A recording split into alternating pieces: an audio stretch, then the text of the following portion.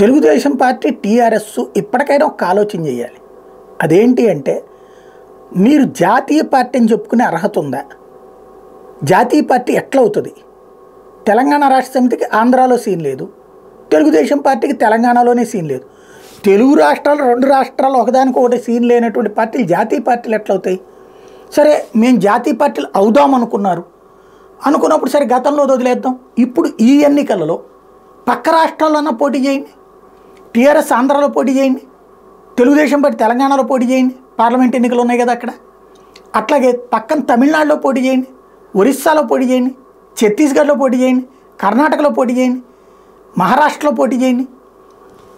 పోటీ ఏదో ఒక చోట కనీసం అక్కడ ఒక 4-5 స్థానాల్లోనూ పోటీ చేస్తే జాతీయ అధ్యక్షులు, జాతీయ ప్రధాన కార్యదర్శి, జాతీయ అధికార ప్రతినిధి అని చెప్పుకుంటే బాగుంటుంది. కానీ జాతీయ పార్టీ అని ఎలా చెప్పుకుంటారు అసలు?